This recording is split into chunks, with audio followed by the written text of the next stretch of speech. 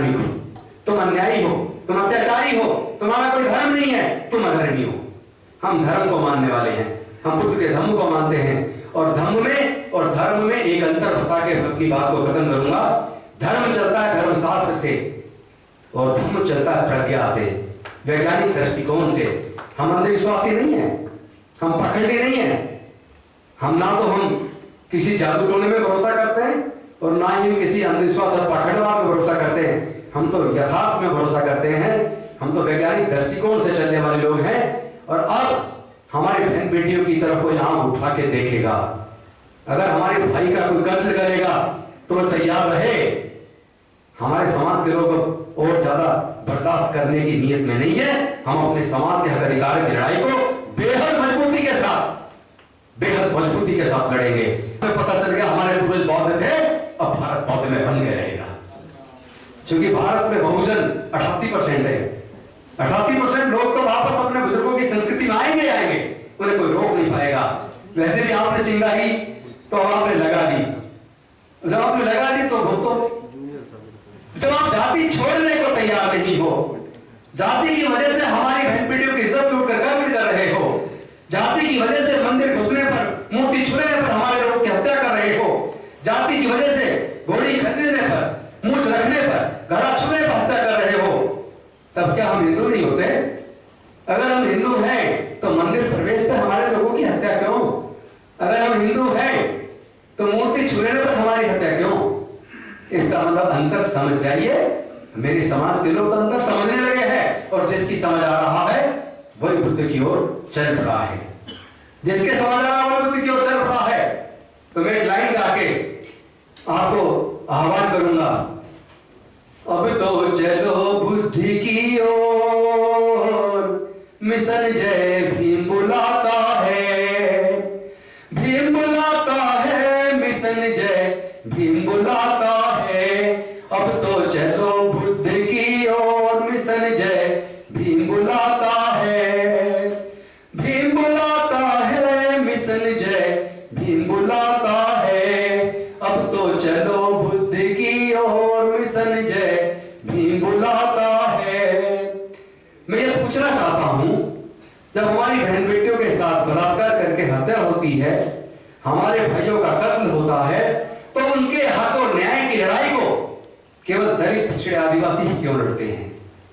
जो लोग हमें कहते हैं कि तुम अधार्मिक हो, तुम गलत कर रहे हो, मैं कहता हूं हम न्याय प्रिय हैं।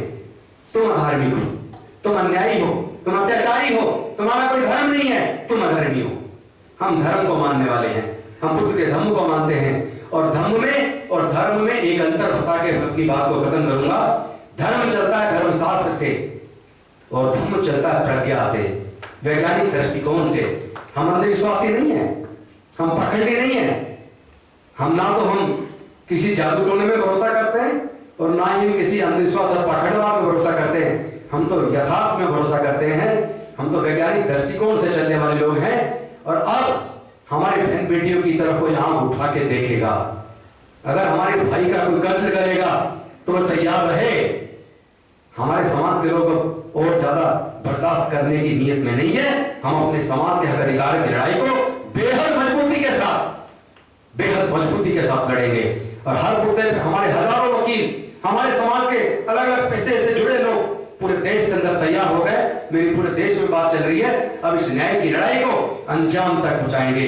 जो डॉक्टर बाबा साहेब अम्बेडकर का सपना था ना, बौद्ध में भारत का सपना, और ऐसा सपना जिसके अंदर कोई ऊंच नीच ना हो, छुआछूत ना हो, जिसमें किसी के साथ अन्याय ना हो, उसी तरह के भारत का निर्माण करना है, जहां समता, स्वतंत्रता, बंधुता, न्याय, प्रज्ञा, शील, करुणा और मैत्री हो। उसी भारत का निर्माण करना है। किसी सूरत पे चैन से नहीं बैठेंगे और मिलके अब इस लड़ाई को देश के कोने कोने तक लेकर जाएंगे। और देश के अंदर किसी भी कोने में कहीं भी हमारे भाई बहन के साथ कोई भी उत्पीड़न की घटना होगी तो उसका जवाब कोर्ट के अंदर भी देंगे और रोड पे भी देंगे। और मैं फिर दोहरा रहा हूं, जिस दिन मेरा समाज ये तय कर देगा, क्योंकि मैं तो निकल पड़ा पूरे देश में जाना है, लेकिन जिस दिन मेरा समाज ये कहेगा पूरी तरह राजनीति छोड़ दो, उस दिन मैं आप सबके बीच में संकल्प ले रहा हूं, बाबा साहब के सामने ये प्रतिज्ञा है मेरी, जिस दिन मेरे समाज ने कहा पूरी तरह राजनीति छोड़ो, केवल समाज की लड़ाई करो, केवल धर्म के लिए काम करो, मैं राजनीति छोड़ के केवल और केवल समाज की लड़ाई को और धर्म की लड़ाई कर लूंगा। यही मेरा अंतिम निर्णय है। मैं अपना कोई निर्णय नहीं लूंगा।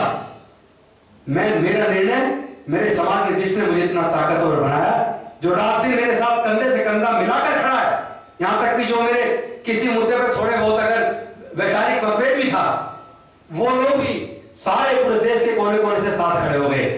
क्योंकि वैचारिक मतभेद तो होना चाहिए, मनभेद नहीं होना चाहिए।